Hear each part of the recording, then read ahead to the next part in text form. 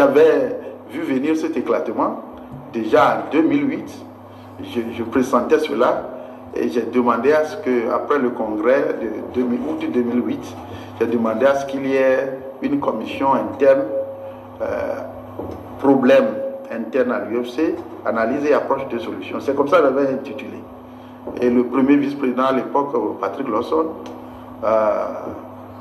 il était dubitatif. Et le secrétaire général à l'époque, Jean-Pierre Fabre, il n'en voulait même pas qu'on en parlait.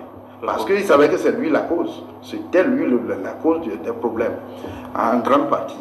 Alors lui préconisait qu'on puisse réfléchir sur la stratégie de rassemblement de l'opposition derrière l'UFC par rapport à la présidentielle de 2010.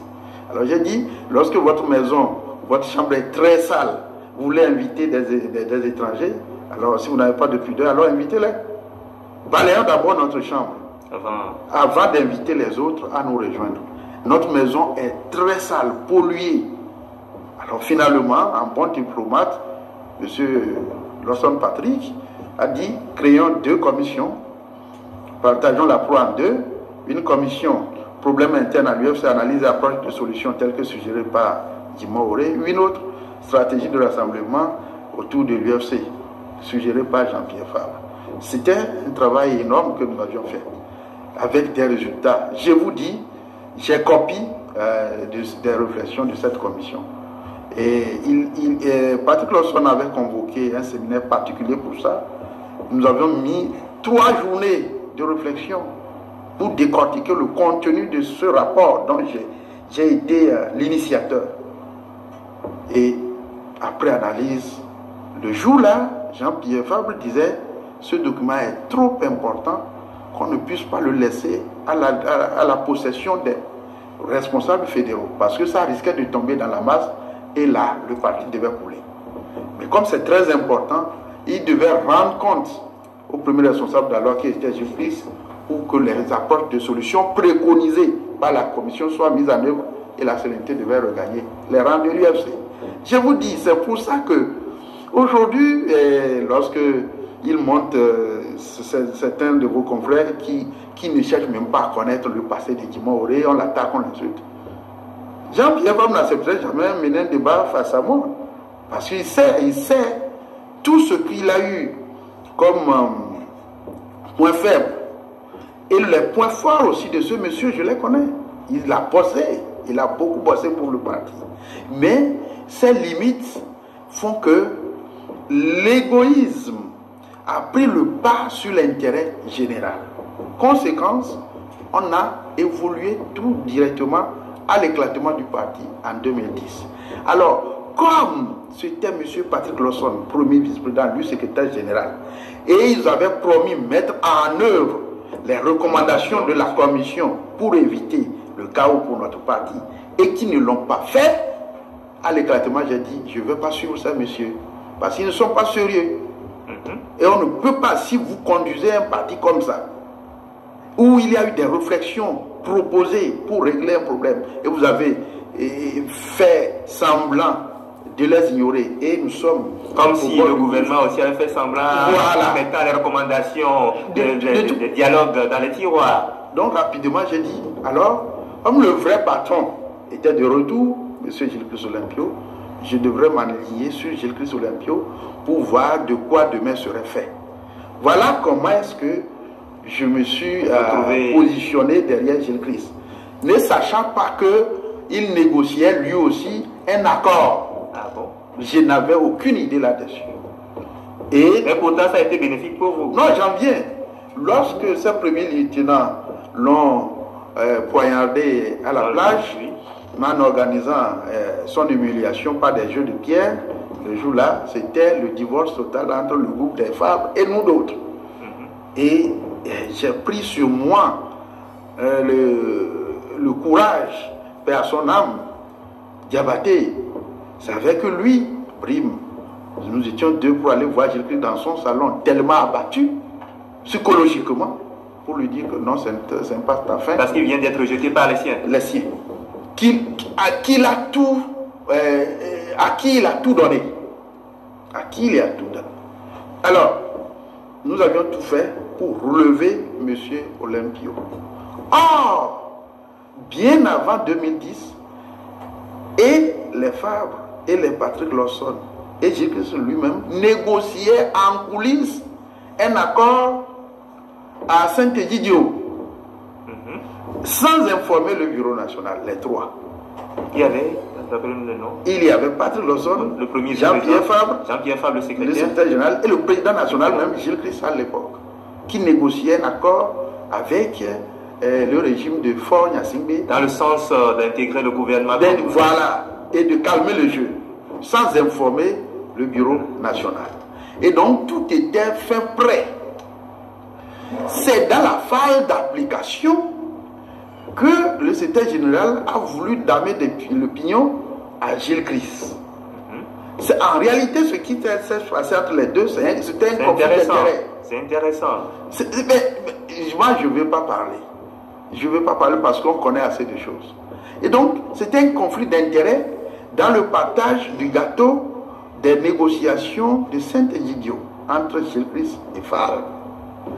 Alors, Fabre, parce qu'il a réussi à noyauter le Bureau national à l'époque avec ses copains, alors il croyait pouvoir récupérer l'UFC des mains de Gilles Christ, le renverser. Bref, c'était un coup d'État qu'il avait organisé au sommet du parti. Et nous étions retrouvés du côté du vieux pour le relever. Maintenant, une fois relevé, Gilles Christ a repris la main des négociations de Saint-Egidio pour finalement conclure l'accord RPT-UFC en 2010. En 2010, mai 2010. Et j'étais là tranquillement, un après-midi, il m'appela et je suis allé dire, tu as beaucoup fait pour le parti. J'ai conclu un accord au nom de notre parti avec le RPT. Tu es jeune, tu as les épaules larges, je t'envoie comme sacrifice pour l'application de cet accord. Tu vas occuper le poste de ministre de la communication parce que c'est un poste très sensible, très difficile. Les gens n'en veulent pas, mais toi, on va te sacrifier pour l'intérêt général. Voilà les propos que M. Olympio avait tenus à mon endroit. J'ai dit, bon, en bon militant discipliné, ok, je vais me prêter à cet exercice. Voilà la raison pour laquelle...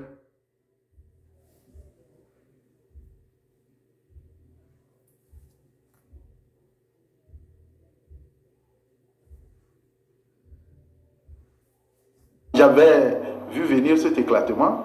Déjà en 2008, je pressentais cela et j'ai demandé à ce que, après le congrès de août 2008, j'ai demandé à ce qu'il y ait une commission interne, problème interne à l'UFC, analyse et approche de solutions. C'est comme ça que j'avais intitulé. Et le premier vice-président à l'époque, Patrick Lawson, il était dubitatif. Et le secrétaire général à l'époque, Jean-Pierre Fabre, il n'en voulait même pas qu'on en parlait. Parce qu'il savait que c'est lui la cause. C'était lui la cause des problèmes, en grande partie. Alors lui préconisait qu'on puisse réfléchir sur la stratégie de rassemblement de l'opposition derrière l'UFC par rapport à la présidentielle de 2010. Alors j'ai dit, lorsque votre maison, votre chambre est très sale, vous voulez inviter des étrangers, alors si vous n'avez pas de pudeur, alors invitez-les. Balayons d'abord notre chambre avant d'inviter les autres à nous rejoindre. Notre maison est très sale, polluée. Alors finalement, en bon diplomate, M. Lawson Patrick a dit, créons 2 commissions, partageons la proie en 2, une commission problème interne à l'UFC, analyse et approche de solutions telles que suggérées par Jimmy Auré, une autre stratégie de rassemblement autour de l'UFC, suggérée par Jean-Pierre Fabre. C'était un travail énorme que nous avions fait, avec des résultats. Je vous dis, j'ai copié des réflexions de cette commission. Et Patrick Lawson avait convoqué un séminaire particulier pour ça. Nous avions mis 3 journées de réflexion pour décortiquer le contenu de ce rapport dont j'ai été l'initiateur. Et après analyse, le jour-là, Jean-Pierre Fabre disait « Ce document est trop important qu'on ne puisse pas le laisser à la possession des responsables fédéraux, parce que ça risquait de tomber dans la masse et là, le parti devait couler. Mais comme c'est très important, il devait rendre compte au premier responsable d'alors qui était Gilles Christ pour que les approches de solutions préconisées par la commission soient mises en œuvre et la sérénité devait regagner les rangs de l'UFC. Je vous dis, c'est pour ça que aujourd'hui, lorsque il monte certains de vos confrères qui ne cherchent même pas à connaître le passé de Djimoré, on l'attaque, on l'insulte. Jean-Pierre Fabre n'accepterait jamais mener un débat face à moi. Parce qu'il sait tout ce qu'il a eu comme point faible. Et les points forts aussi de ce monsieur, je les connais. Il a bossé, il a beaucoup bossé pour le parti. Mais ces limites font que l'égoïsme a pris le pas sur l'intérêt général. Conséquence, on a évolué tout directement à l'éclatement du parti en 2010. Alors, comme c'était M. Patrick Lawson, premier vice-président, lui secrétaire général, et ils avaient promis mettre en œuvre les recommandations de la commission pour éviter le chaos pour notre parti, et qui ne l'ont pas fait, à l'éclatement, j'ai dit, je ne veux pas suivre ça, monsieur, parce qu'ils ne sont pas sérieux. Et on ne peut pas, si vous conduisez un parti comme ça, où il y a eu des réflexions proposées pour régler un problème, et vous avez fait semblant de les ignorer, et nous sommes... Comme si le gouvernement aussi avait fait semblant, en mettant les recommandations de dialogue dans les tiroirs. Donc rapidement, j'ai dit, alors, comme le vrai patron était de retour, M. Gilles-Christ Olympio, je devrais m'aligner sur Gilles-Christ Olympio pour voir de quoi demain serait fait. Voilà comment est-ce que je me suis positionné derrière Gilles-Christ, ne sachant pas qu'il négociait lui aussi un accord. Ah bon? Je n'avais aucune idée là-dessus. Mais pourtant, ça a été bénéfique pour vous. Non, j'en viens. Lorsque ces premiers lieutenants l'ont poignardé à la plage, en organisant son humiliation par des jeux de pierre, le jour-là, c'était le divorce total entre le groupe des Fabre et nous d'autres. Et j'ai pris sur moi le courage, paix à son âme, Diabaté. C'est avec lui, Brime, nous étions deux pour aller voir Gilles-Christ dans son salon, tellement abattu, psychologiquement, pour lui dire que non, c'est pas ta fin. Parce qu'il vient d'être rejeté par les siens. Les siens. À qui il a tout donné. À qui il a tout donné. Alors, nous avions tout fait pour relever M. Olympio.